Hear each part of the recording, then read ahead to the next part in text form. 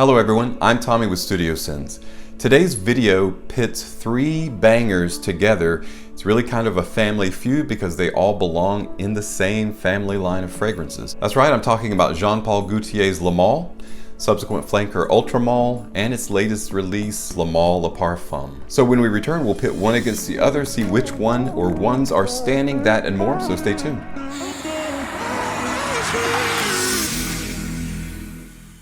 Hey guys, welcome back. You know when you grab a bottle of fragrance and you spray it on, some make you feel like you're just standing in nature, kind of communing.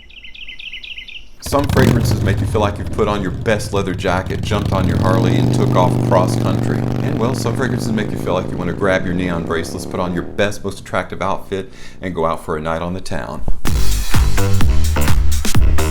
What about those fragrances that are called clubbing fragrances? It is a particular niche or subcategory of fragrance that are mood elevating, that just make you feel good, that are extremely energetic, and a lot of times slightly gourmand, sweet, or very loud, right? Just like the music in the room that you're in, the fragrance itself has to be loud to be heard, especially when you're compressed into a small room like sardines. Back in the day, I used to go to Charlotte, North Carolina, to a place called the Fillmore, a place called the Phoenix. They drew a lot of really well-known DJs like BT, Tiesto, Above and Beyond, Cosmic Gate, just a ton of really good producers and DJs. And we always had a really good time. Someone invariably in the crowd had on a really loud fragrance that I really liked. And we're gonna talk about one of the most popular clubbing fragrances, or we'll just say high energy mood elevating fragrances in the Paul Gaultier line, and that is Le Male, Ultra Male, and Le Male Le Parfum, the most recent release. Francis Kurkdjian was the creator, the perfumer of Le Male back in 1995 when it was released. Paul Gaultier had a massive success on his hands back then. Through time, it has gained a decent reputation for being a good, solid club fragrance. However, there's one issue that most people that pick up this fragrance today that experienced it back then have, and that is the weaker constitution of the reformulation. I think Duo Fragrances came out with a fragrance specifically slated to be like the original formulation, the 1995 version of Le Male. However, 20 years later, and I don't know why it took Paul Gaultier that long to create this flanker. By the way, Le Male has a tremendous amount of flankers. I don't even know the number of flankers, somewhere around 12 to 14, something like that. Some of them are hits, some of them are misses. They do manage to keep the DNA of Le Male, but not quite like or as good as Le Male, Ultra Male, and of course Le Male Le Parfum. Top notes include bergamot, lavender, cardamom, tarragon, and mint, featuring heart notes of caraway, neroli, and cinnamon, resting on a base of amber, sandalwood, tonka bean, vanilla, and cedarwood. Primarily now what I get out of Le Male is a sweet, bubblegummy, earthy, dank, patchouli, lavender combination.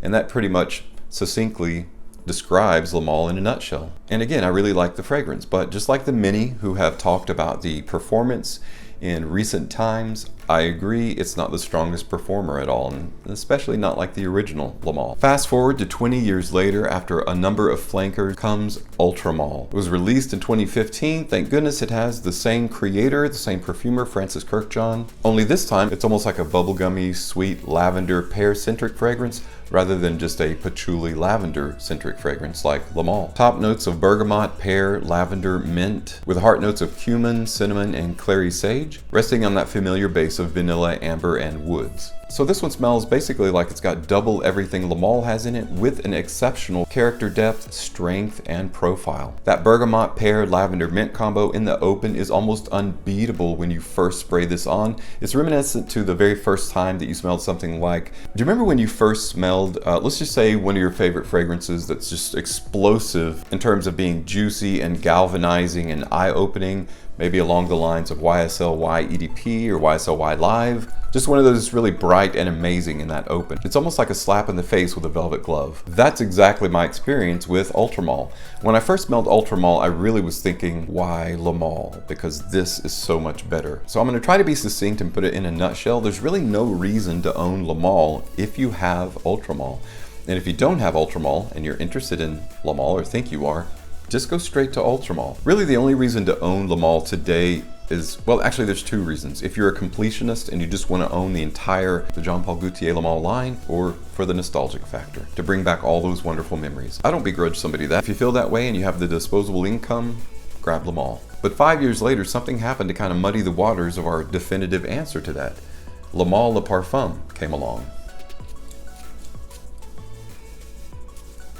You'll have to forgive my atomizer. When this was shipped to me, it was all busted up, so the atomizer's kind of funky. It still works.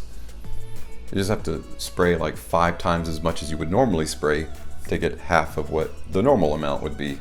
So it is absolutely the job of designers to try to make everybody happy. You know that saying, you can't make everyone happy all the time? Well, designers try to, and they try their best, and they do a really good job. And each flanker is an answer to a different group. Ultramall was an answer to the people that were disenfranchised or dissatisfied with the reformulation of Le Male.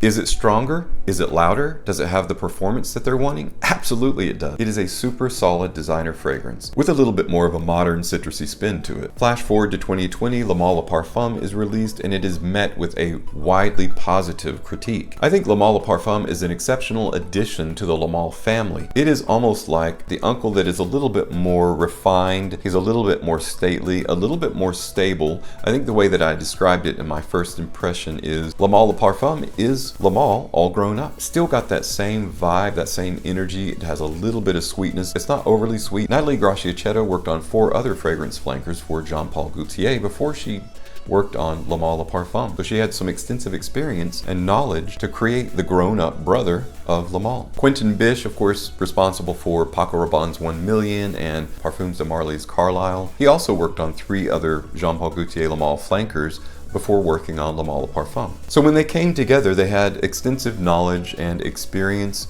and they definitely used that to create, I think, the best flanker so far. In terms of being slapped in the face with a velvet glove, this one is a little bit less loud than Ultramall, definitely louder and more powerful in terms of performance than Le Male, but I would say on equal terms to Ultramall in terms of ultimate performance, in terms of longevity. Ultramall a little bit more penetrative because of the sweetness.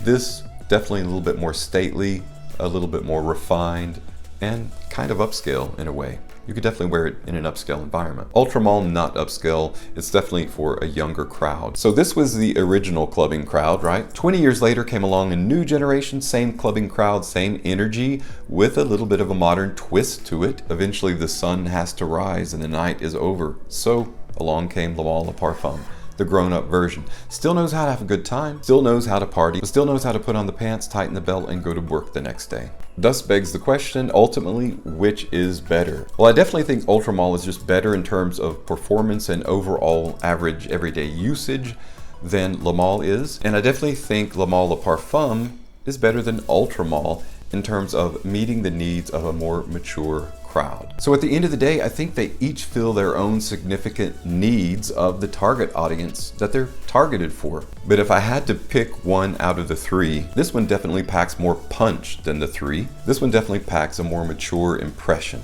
So these are kind of neck and neck.